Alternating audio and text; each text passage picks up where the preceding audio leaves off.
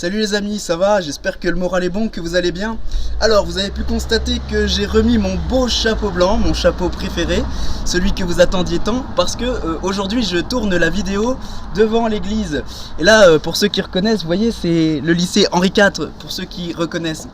Alors, j'en profite pour vous inviter à ne pas oublier de m'envoyer votre photo à l'adresse elpadredelamontagne@gmail.com.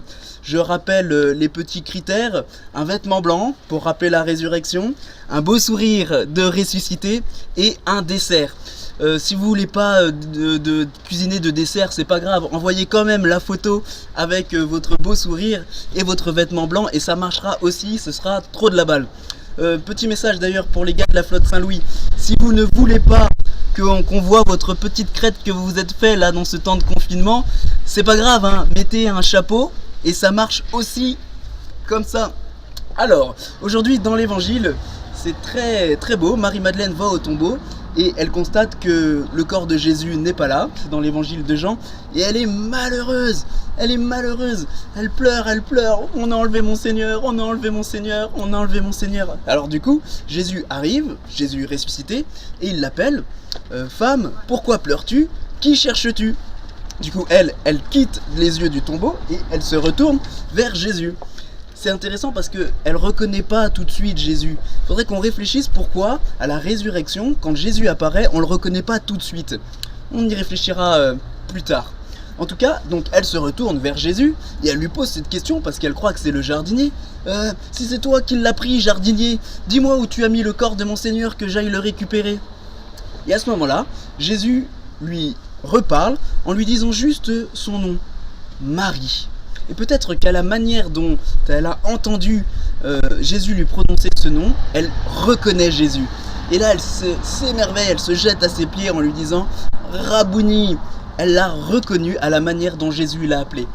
C'est intéressant parce que le petit détail que nous dit Jean, c'est que quand elle reconnaît Jésus, le verbe qu'il emploie pour dire qu'elle reconnaît Jésus, c'est s'étant retournée. Alors là, il faut qu'on comprenne, parce que Jean avait déjà dit qu'elle s'était retournée pour voir Jésus la première fois. Et là, il redit qu'elle s'est retournée. Alors ça dit quoi? Elle se retourne 2 fois? Eh bien, ça c'est une manière pour Jean de nous parler, pour l'évangéliste, de nous parler de la conversion. Quand on se retourne vers Jésus, Jésus lui retourne notre cœur vers lui. C'est la manière qu'on a de grandir dans la foi, se tourner vers Jésus pour que lui retourne notre cœur de l'intérieur. Il y a un homme qui tous les jours entrait à la même heure dans une église. Il n'avait pas la foi, mais il se posait devant la croix. Vous voyez, il se tournait vers la croix et il faisait cette prière: Mon Dieu, si vous existez, faites-le moi savoir. Mon Dieu, si vous existez, faites-le moi savoir. Et un jour, alors que très fidèlement depuis longtemps il faisait cette prière, il sent le besoin, en disant cette prière, de se lever et d'aller se confesser. Alors il ne savait pas ce que c'était que la confession, mais il voyait bien que les gens qui allaient parler au prêtre en ressortaient libérés. Alors il y va, et dans ce confessionnal, il se passe quelque chose, il rencontre Jésus. Ne me demandez pas ce qui s'est passé dans ce confessionnal, parce qu'il ne le dit pas, personne ne le sait. La chose qui est sûre, c'est que quand il est ressorti de là, sa vie en a été transformée, il n'a plus jamais été le même homme. Et cet homme, c'est le bienheureux Charles de Foucauld. Vous voyez, quand on se tourne vers Jésus et qu'on lui demande avec insistance « Où es-tu ?», lui, il retourne notre cœur.